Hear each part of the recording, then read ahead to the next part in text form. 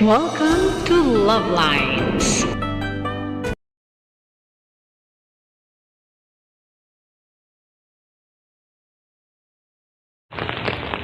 Good morning Philippines, hello world. Araw ng linggo, tara simba tayo.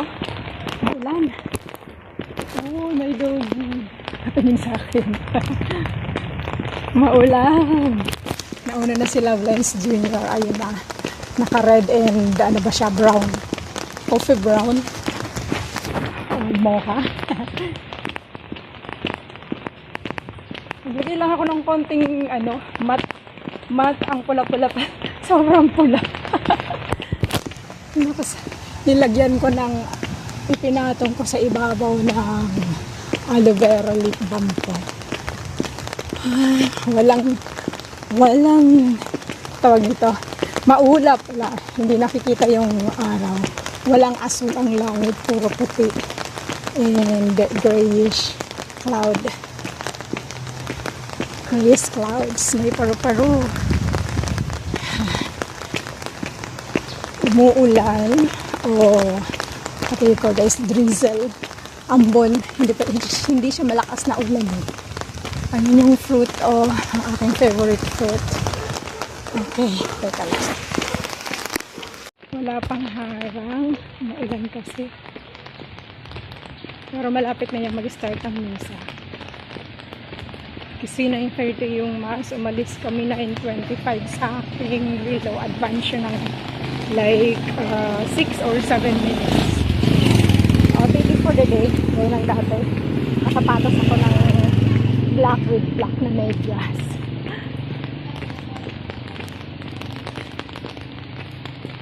Okay.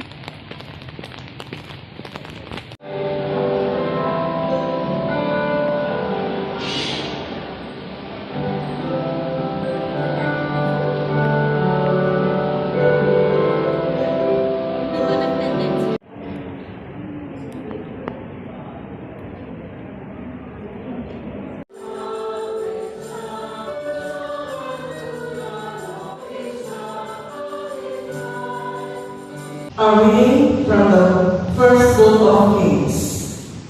The Lord. A reading from the letter of St. Paul to the Romans.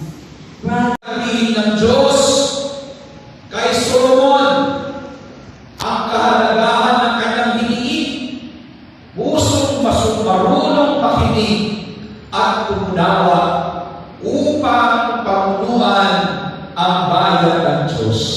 Pangalawa, sa Ebanghelyo, tinuturo sa atin na ang Diyos, ang kanyang kaharian, ang pinakamagandang yaman, isang kayamanan higit sa anumang ari-arian. Kung ating titignan, ang pinakamahalagang kaharian o kayamanan ay pinagkatiwala sa mag-asawa. Ito ang inyong mga anak. At ito ang kayamanan na hindi mapahalagahan. Kaya kayong mga magulang, nanay at tatay, huwag naman kayong magkontrahan pagdating sa pagdisiplina sa inyong mga anak. At kayong mga lolo-lola, bato-bato sa langit, lalong-lalo mga konsentidor na lolo-lola, huwag kayong umaktong tagapagtanggol. Huwag kayong umaktong kontrabida para sa inyong mga apo. Hindi yan nakatutulong. Pagbawal kay nanay, bawal kay tatay, dapat sa inyo mga lolo-lola, huwag kayong umaktong tagapagligtas. Kasi hindi yan makatutulong. Magalit na kayong magalit, pero mali ang isang lolo-lolang konsentidor. Tandaan po ninyo, sabi po ng unang pagbasa, hindi tinapon ni Solomon ang kanyang kakulangan. Inamin niya kailangan niya ng tulong ng Diyos. Ganito rin kayo, mga magulang. Wala namang manual ang pagtuturo at pagpapalaki ng anak. Dahil pagkakataon hindi alam ng ama ang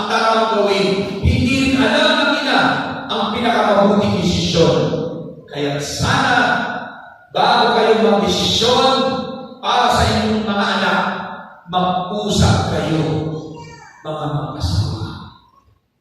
Kayo yung mag-usap, ano yung mabuti sa inyong anak. Hindi emosyon ang dapat mamuna. Hindi pride, kundi karunungan ng Diyos. Napakaganda po ng panalangin ni Solomon.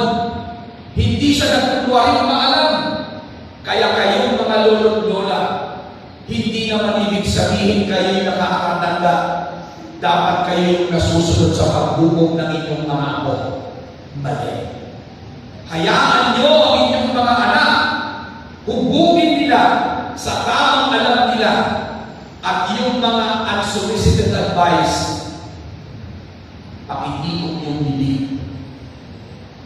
Bakit? Kasi ang bawat isa sa harap ng Diyos, aminin natin na may pagkukulang tayo. Ganito dapat ang mga magulang. Walang magulang na perfect. Walang magulang na eksperto. Walang aklat na sasagutan. Tandaan po ninyo, mga magulang, ang bawat edad ay iba't iba ang pamamaraan. Wala akong standard. Ang bata na 5 taong gulang ay iba ang pangangailangan ng isang teenager. At ang isang teenager ay iba yung pangangailangan niya kaysa sa kabataang lumalaki, lalo na kapag may peer pressure. Mga magulang, mga lolo't lola, marami na pong impluensya. Wala dapat alisin niyo po ito ang mga kaaralan ito. Noong panahon namin, ganito kami. Inyo yun, iba na po ngayon. Alisin niyo po yan. Hindi po maganda yan. Kailangan po ang tanungin ay ito, Panginoon, ano po ang pinakamabuting gawin sa aking anak at apo? Hindi. Noong panahon namin, ganito kami. Mali. Magkakaiba tayo ng henerasyon. Ang pinakamalaking pagkakamali ng maraming magulang ay yung nagdidesisyon kapag galit. Mga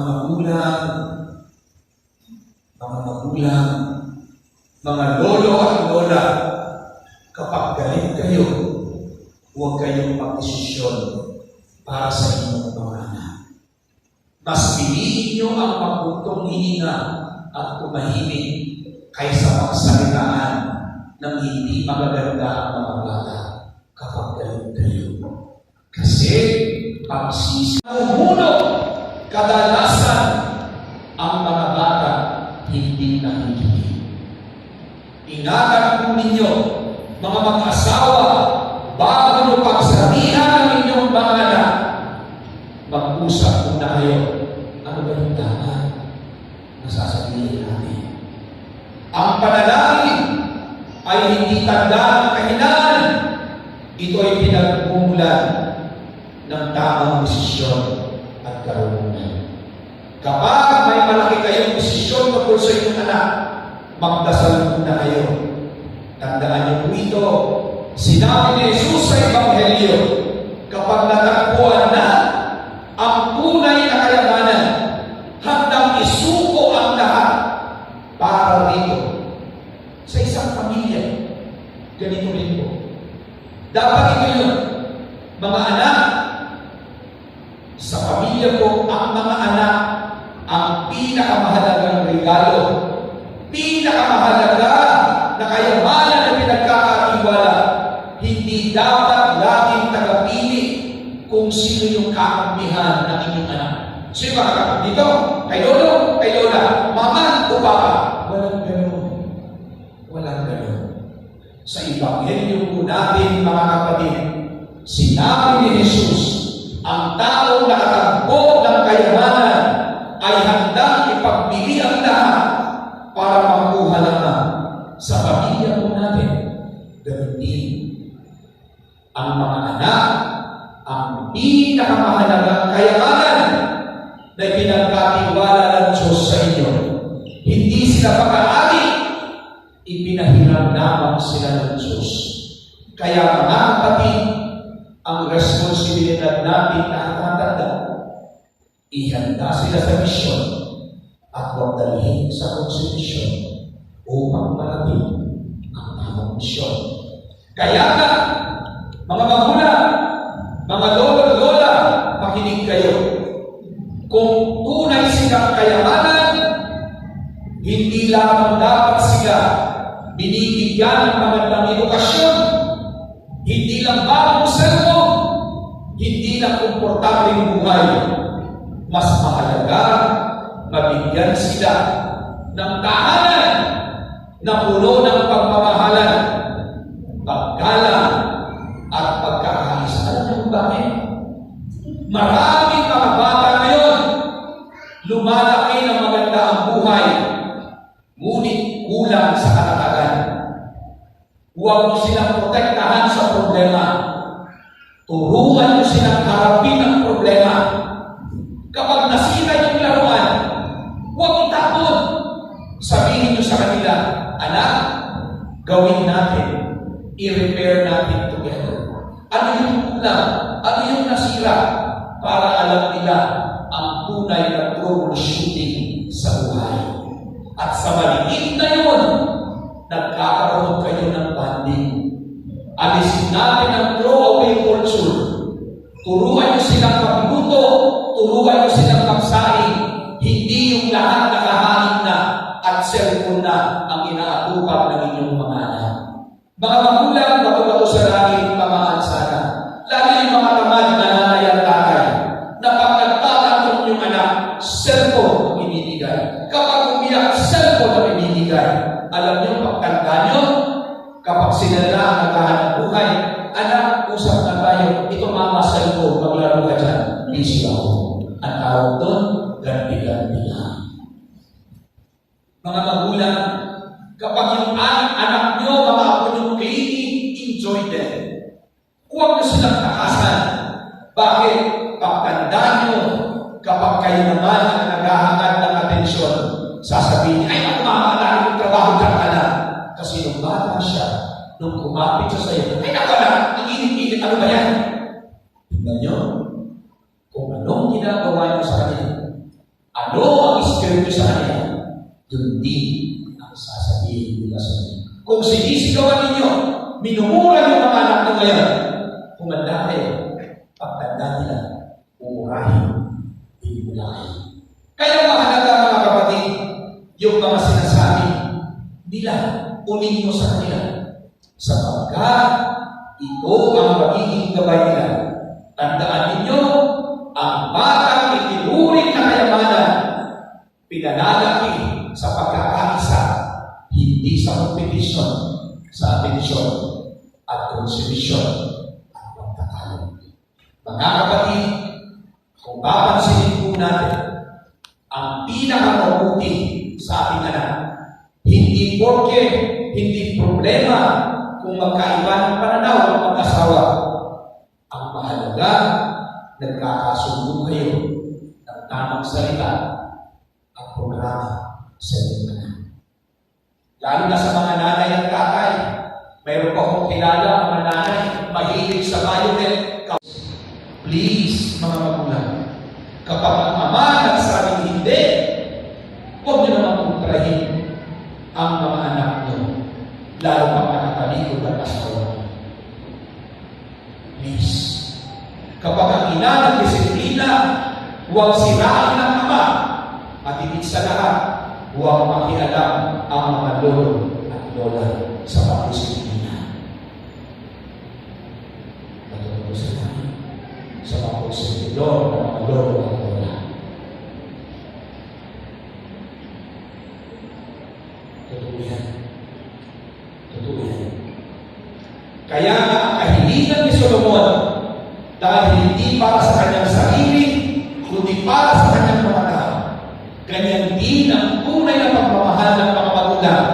Hindi iniisip kung sino yung panalo sa argumento. Iniisip niya. Hindi niya iniisip kung sino masusunod sa bahay at ano ang dapat palaging sabihin. At dapat, ano yung makabubuti sa anak. Kapag pinagalitan ng mga anak, huwag kakampi ang nanay. Pakinggan mo, tanongin mo. Anak, anong natutunan mo? Ba't ka pinagalitan? Hindi, sige na, ako na bahala dyan. Mali yun. Hayaan po natin siya. Saan ba ako nanggagaling?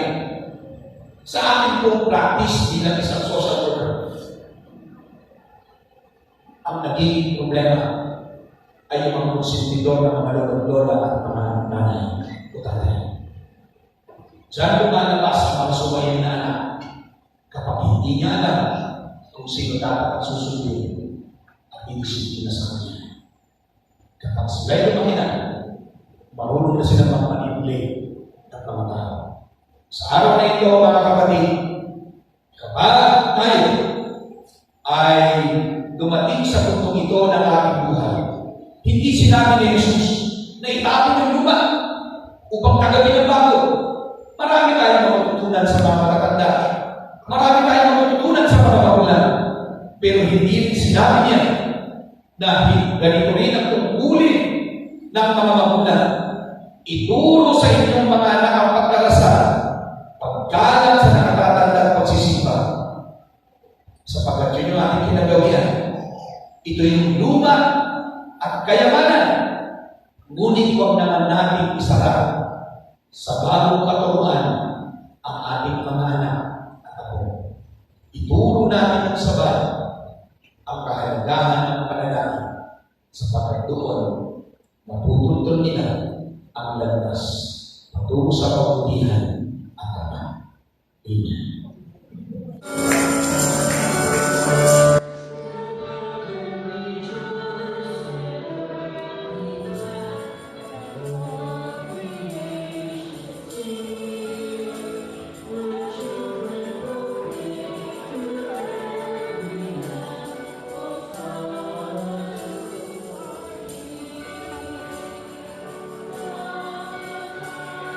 Tama na, isa.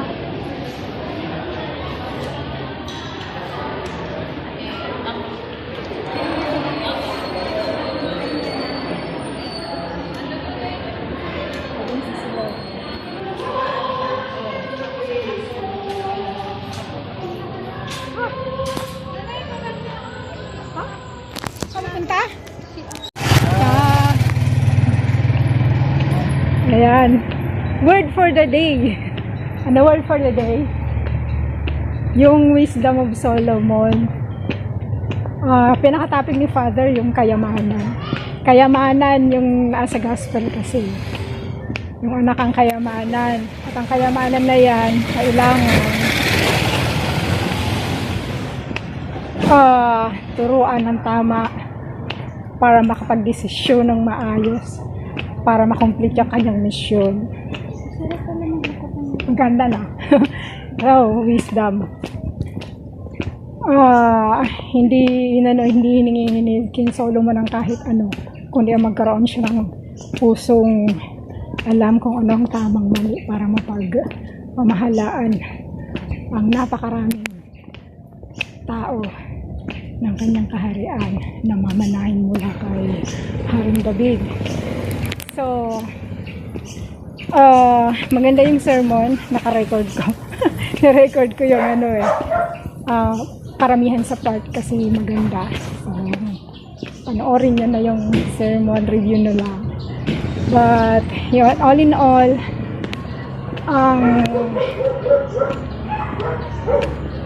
ating purpose bilang mga magulang, bilang makatatanda, gabayan ang ating mga nakakabata. Kapag nagdisiplina,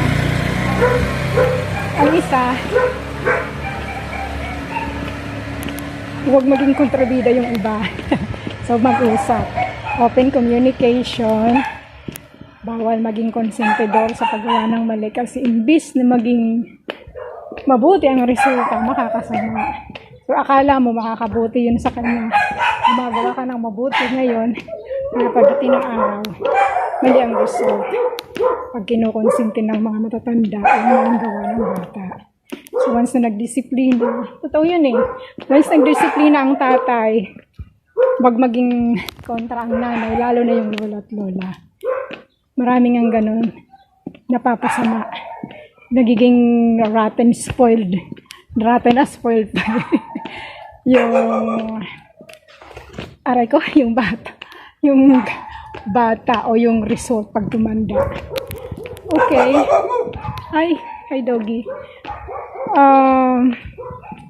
So, dapat maging wise. Yung wisdom of Solomon. Magandang basahin nga yun eh.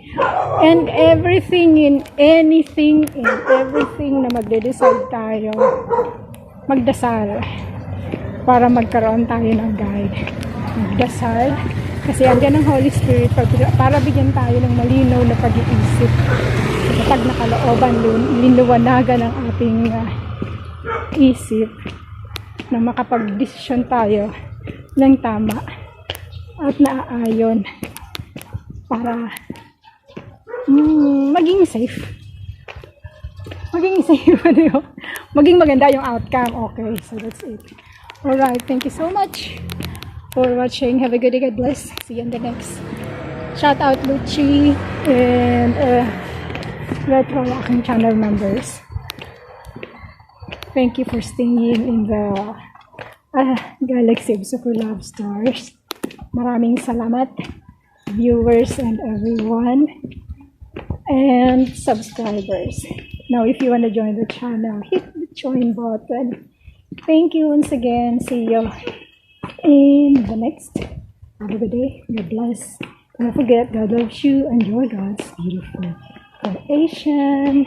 Mwah. Bye-bye na, baby. Bye-bye. So that's all for now. Thank you so much for watching. Once again, this is Love Lines. Have a good day and God bless.